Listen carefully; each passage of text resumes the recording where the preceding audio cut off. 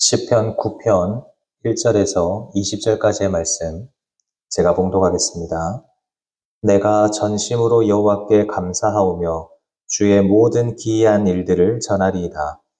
내가 주를 기뻐하고 즐거워하며 지존하신 주의 이름을 찬송하리니 내 원수들이 물러갈 때에 주 앞에서 넘어져 망함이니이다. 주께서 나의 의와 송사를 변호하셨으며 보좌에 앉으사 의롭게 심판하셨나이다. 이방 나라들을 책망하시고 악인을 멸하시며 그들의 이름을 영원히 지우셨나이다. 원수가 끊어져 영원히 멸망하였사오니 주께서 무너뜨린 성읍들을 기억할 수 없나이다. 여호와께서 영원히 앉으시며 심판을 위하여 보좌를 준비하셨도다. 공의로 세계를 심판하시며 정직으로 만민에게 판결을 내리시리로다. 여호와는 압제를 당하는 자의 요새이시오 환난 때의 요새이시로다. 여호와여 주의 이름을 아는 자는 주를 의지하오리니 이는 주를 찾는 자들을 버리지 아니하심이니이다. 너희는 시온에 계신 여호와를 찬송하며 그의 행사를 백성 중에 선포할지어다. 피 흘림을 신문하시는 이가 그들을 기억하시며 가난한 자의 부르짖음을 잊지 아니하시도다. 여호와여 내게 은혜를 베푸소서. 나를 사망의 문에서 일으키시는 주여 나를 미워하는 자에게서 받는 나의 고통을 보소서. 그리하시면 내가 주의 찬송을 다 전할 것이요 딸 시온의 문에서 주의 구원을 기뻐하리이다. 이방 나라들은 자기가 판 웅덩이에 빠지며 자기가 숨긴 그물에 자기 발이 걸렸도다. 여호와께서 자기를 알게 하사 심판을 행하셨으며 악인은 자기가 손으로 행한 일에 스스로 얽혔도다. 기까온 셀라. 악인들이 소홀로 돌아가며 하나님을 잊어버린 모든 이방 나라들이 그리하리로다.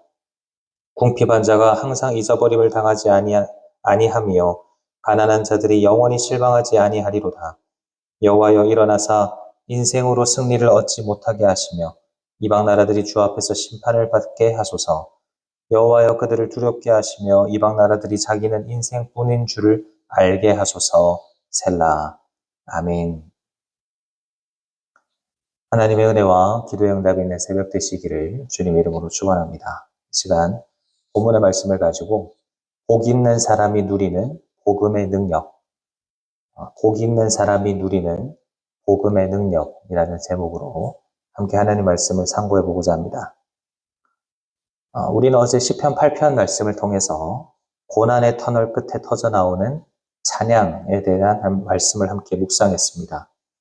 가장 연약한 어린 아이의 모습, 하나님만을 절대 의존하는 모습으로 이 땅에 오신 예수님을 통하여서 우리에게 승리를 주신 그 하나님께 여호와 우리 주여 주의 이름이 온 땅에 어찌 그리 아름다운지요 라고 고백을 했었죠. 그렇다면 성도님 여러분, 이토록 아름다운 주님의 이름 앞에 그리고 우리를 위해서 아들을 아낌없이 내어주신 그 사랑 앞에 오늘 우리는 어떤 삶을 이어가야 하겠습니까? 여기에 대한 질문의 답이 바로 오늘 본문에 나오는 시편 9편에 나옵니다. 시편 9편은 아주 독특한 표제어가 붙어 있습니다. 바로 다윗의 시 인도자를 따라 문납벤에 맞춘 노래입니다.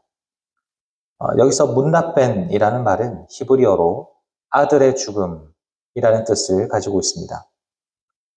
이것을 시편 8편과 연결해서 생각을 해본다면 시편 8편에서 다윗이 노래했던 그 아름다운 이름, 우리를 구원하시기 위해서 십자가에서 죽임당하신 그 아들의 죽음에 맞추어 부르는 노래가 바로 오늘 본문이라고 할 수 있는 겁니다. 다윗은 세상의 불의함과 위협이 여전히 사방에 도사리고 있는 그 현실 속에서도 이 아들의 죽음이라고 하는 복음의 내용을 붙잡고 구원의 능력을 선포하기 시작합니다. 오늘 이 새벽에 본문의 말씀을 통해서 예수 그리스도의 십자가 죽음이 오늘을 살아가는 우리에게 가져다 주는 진짜 복음의 능력이 무엇인가 하는 것을 함께 상고해 보고자 합니다.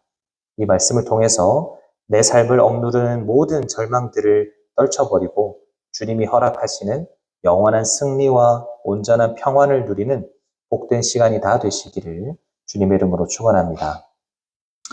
먼저 첫째로 예수 그리스도의 십자가 죽음으로 우리에게 주어진 복음의 능력은 영원한 승리입니다. 영원한 승리.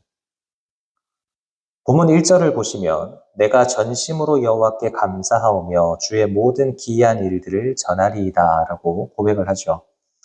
다윗은 적당한 정도가 아니라 자신의 온 인격과 삶을 다하여서 전심으로 감사하겠다라고 선포합니다. 무엇에 대한 감사입니까? 바로 하나님께서 베푸신 기이한 일들입니다. 여기서 기이한 일이라는 것은 인간의 한계와 상식을 완전히 뛰어넘어서 역사하시는 하나님의 초자연적인 구원 사역을 뜻합니다. 구약의 백성들에게 가장 기이하고 위대한 구원 사역은 홍해를 가르신 출애굽 사건이었습니다.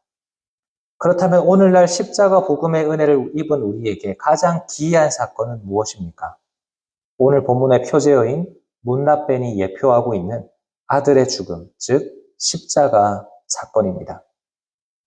하나님께서 하나뿐인 독생자 예수 그리스도를 이 땅에 보내셔서 십자가에 피 흘려 죽이신 그 사건이야말로 인류 역사상 가장 기이하고 위대한 구원의 능력이며 승리의 원천이라고 할 수 있습니다. 다윗은 이것을 감사하겠다라고 이제 고백을 하는 거죠. 그런데 이 아들의 죽음, 예수 그리스도의 죽음이 오늘 살아가는 우리에게 가져다주는 구체적인 승리가 무엇입니까? 본문 3절을 보면 내 원수들이 주 앞에서 넘어져 망했다라고 말을 하고 본문 5절과 6절을 보면 하나님께서 이방 나라들을 책망하시고 악인들을 멸하시고 그들의 이름을 영원히 지우시고 원수가 끊어져서 영원히 멸망했다라고 선언합니다. 우리를 밤낮 참소하면서 영원한 형벌로 끌고 가려던 그 사단의 권세가 무너졌습니다.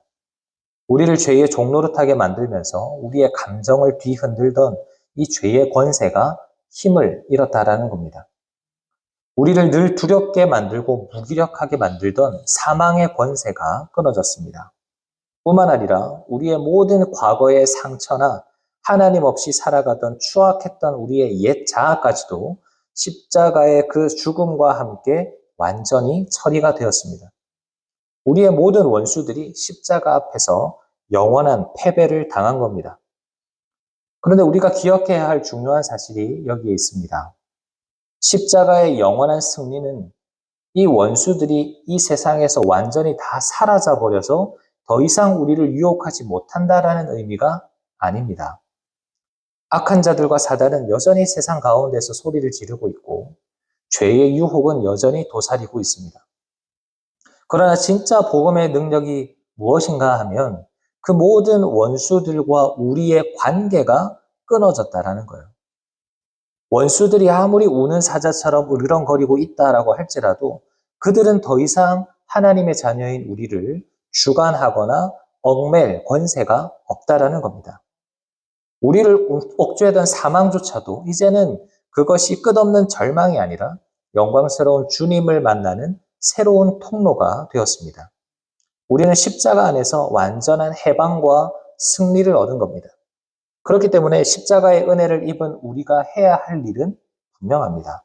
나에게 주어진 이 완전한 자유와 승리를 이 다윗처럼 전심으로 감사하며 고백하는 겁니다.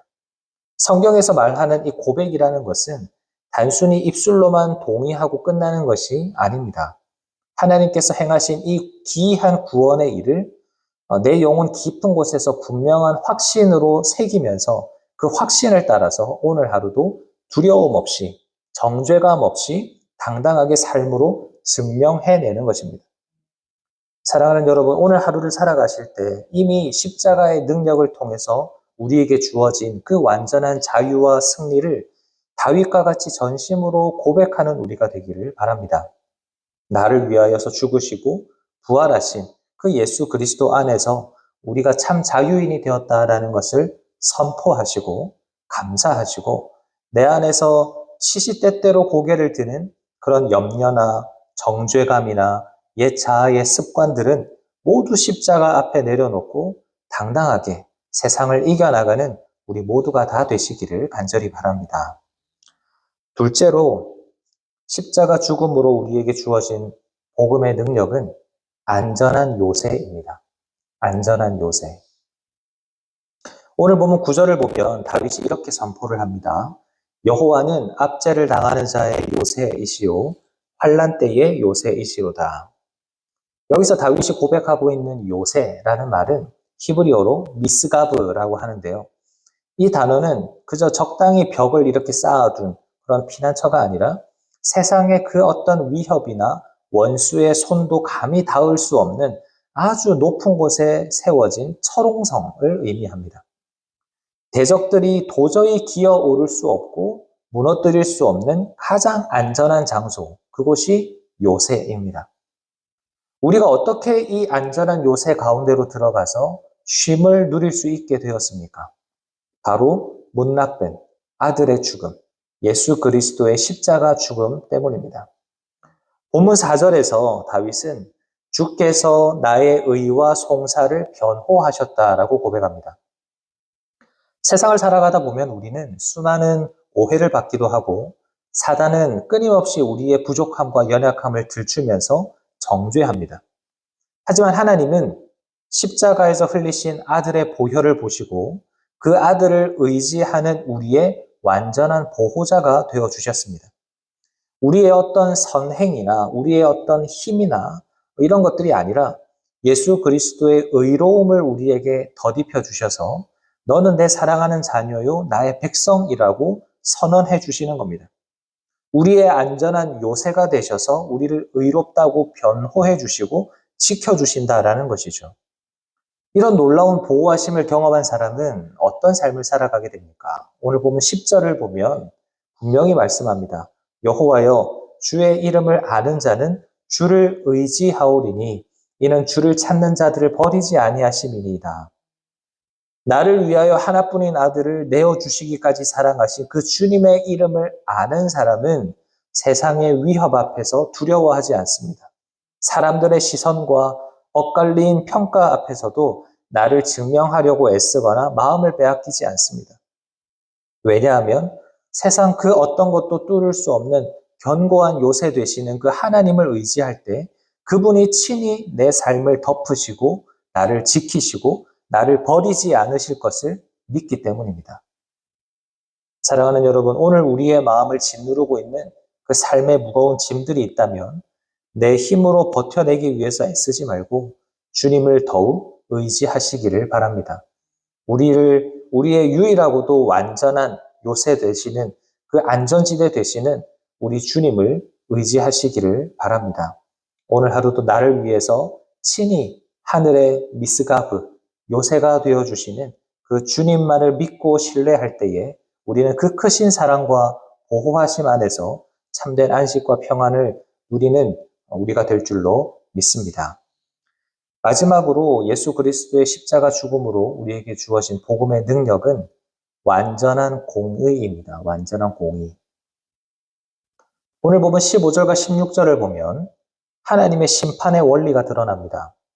이방 나라들은 자기가 판 웅덩이에 빠지며 자기가 숨긴 그물에 자기 발이 걸렸도다. 여호와께서 자기를 알게 하사 심판을 행하셨으며 악인은 자기가 손으로 행한 일에 스스로 얽혔도다. 악인들은 하나님의 백성들을 무너뜨리기 위해서 치밀하게 함정을 파고 그물을 숨기지만 공의의 하나님은 그 악한 지혜가 부메랑이 되어서 도리어 자기 자신을 올가매게 하십니다. 자기가 판 함정에 자기가 빠지게 하는 것, 자업자득, 이것이 하나님의 공의입니다. 바로 이 공의가 가장 온전하게 성취된 사건이 바로 예수 그리스도의 십자가 사건입니다. 사단과 세상의 모든 악한 권세는 예수님을 십자가에 못 박아 죽임으로써 자신들이 승리했다라고 환호했습니다.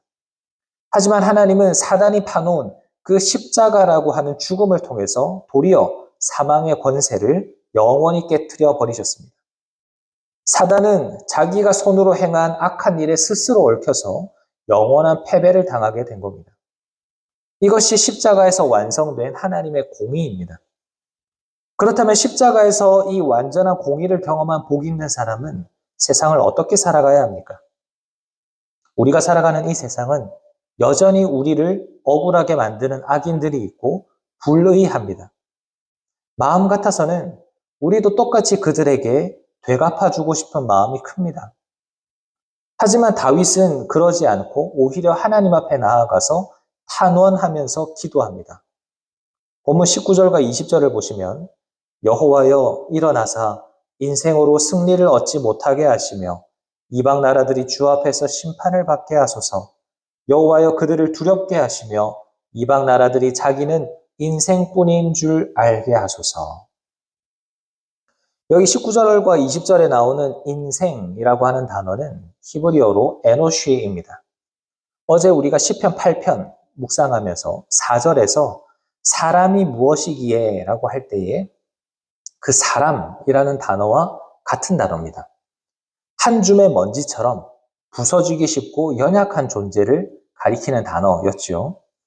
아무리 교만함과 악함을 드러내면서 우리를 위협하는 세상의 권세라고 할지라도 결국 최후의 심판장이신 하나님 앞에서는 한낱 먼지, 에노쉬 같은 존재일 뿐임을 스스로 깨달을 수 있도록 도와달라는 기도입니다. 이렇게 하나님께 탄원하면서 하나님의 공의를 신뢰했던 다윗은 16절 끝을 보면 히카윤 셀라라는 음악 기호를 적어둡니다. 여기서 히카윤이라는 말은요, 묵상이나 조용한 명상을 의미하는 단어고 셀라는 잠시 멈추다라는 단어입니다. 그러니까 히카윤 셀라라는 말은 노래와 악기 연주를 잠시 멈추고 깊이 침묵하는 가운데 그 앞의 내용을 묵상하라는 의미예요. 우리는 세상에서 억울한 일을 당하거나 악인의 형통함을 바라볼 때에 마음이 부글부글 끓어오르거나 당장이라도 내 손으로 복수를 해주고 싶은 분노로 휩싸입니다. 그런데 다윗은 히카윤 셀라라는 음악적 방법을 통해서 그 모든 인간적인 분노나 복수를 멈추라고 우리에게 도전합니다. 왜 그렇습니까? 내가 굳이 내 입을 열어서 변명하고 내 손을 가지고 악한 일을 하지 않아도 의로우신 재판장께서 마침내 악인들이 파놓은 웅덩이에 그들 스스로 빠지게 하실 것이기 때문입니다. 하나님께서 공의를 이루실 것이기 때문입니다. 그렇기 때문에 우리는 잠잠히 우리의 자리에서 서서 우리의 모든 분노를 내려놓고 복수의 감정들을 내려놓고 하나님께서 우리를 위해서 행하신 가장 공의로우신 일, 그 십자가를 묵상하면서 모든 것을 하나님께 맡겨드릴 수 있어야 합니다. 오늘 하루 내 마음을 요동치게 만드는 그 세상의 현실 앞에서도 십자가의 완전한 공의를 굳게 신뢰하고 하나님의 공의, 그 완전하신 공의를 이루실 그 하나님께 모든 것들을 맡겨드림으로써 다윗처럼 히카윤 셀라의 깊은 평안을 누리며 승리하시는 우리 모두가 다 되시기를 주님의 이름으로 축원합니다. 말씀을 마무리하겠습니다. 시편 8편에서 그토록 아름다웠던 주님의 이름은 오늘 시편 9편에서 십자가라고 하는 아들의 죽음을 통해서 실제적이고 강력한 복음의 능력으로 우리의 삶에 찾아오셨습니다. 십자가는 우리를 얽매던 죄와 사망이라는 원수의 관계를 영원히 끊어낸 영원한 승리입니다. 십자가는 세상의 정죄와 위협으로부터 우리를 완벽하게 숨겨주고 변호해 주시는 가장 안전한 은혜의 요새입니다. 그리고 십자가는 내가 굳이 복수를 위하여 나서지 않아도 마침내 의로우신 재판장께서 모든 억울함을 갚아주신다라는 완전한 공의의 증거입니다. 오늘 우리가 마주해야 할 현실이 때로는 두렵고 불의해 보이고 우리를 에노시처럼 한없이 연약하고 억울하게 만들지라도 결코 낙심하지 마시기를 바랍니다. 우리에게는 십자가 복음이 있기 때문입니다. 그렇기 때문에 오늘 이 시간 하나님 앞에서 히카윤 셀라, 세상의 모든 소음과 내 안에 끓어오르는 이 분노의 마음들을 멈추고 나를 위하여 아들을 내어주신 그 하나님의 십자가 사랑을 깊이 묵상하게 되시기를 바랍니다. 그 사랑 안에서 영원한 승리와 요새와 완전한 공의가 되시는 우리 주님을 붙잡고 오늘 하루도 담대하고 평안하게 세상을 이기며 살아가는 우리 모두가 다 되시기를 주님의 이름으로 축원합니다. 말씀을 생각하면서 잠시 기도하겠습니다. 은혜와 자비가 풍성하신 하나님 우리 아버지, 오늘 이 새벽에도 우리를 기도의 자리로 불러주심에 감사를 드립니다. 시편 9편 말씀을 통하여서 십자가 복음이 우리의 삶에 얼마나 강력하고 실제적인 능력인지 다시금 마음에 새기게 하시니 또한 감사를 드립니다. 주님, 세상의 정죄와 위협 속에서도 주님이 우리를 의롭다 변호하시고 안아주시는 우리의 요새가 되어주심을 굳게 믿게 하시고 살아가는 동안 억울한 일을 당하고 불의와 마주할 때마다 히카이온 셀라를 기억하면서 내 안의 분노와 혈기들을 잠잠히 멈출 수 있도록 도와주시옵소서. 하나님의 공의를 묵상하면서 의로우신 재판장께 모든 것들을 맡겨드리는 우리가 되게 하여 주시옵소서. 그래서 오늘 하루 세상으로 나아갈 때에 주님이 주시는 이 참된 자유와 평안을 누리면서 십자가의 능력으로 넉넉히 승리하는 우리 모두가 되게 하여 주시옵소서. 오늘도 우리와 함께 하실 것을 믿고 감사드리며 살아계신 예수님의 이름으로 기도하옵나이다. 아멘.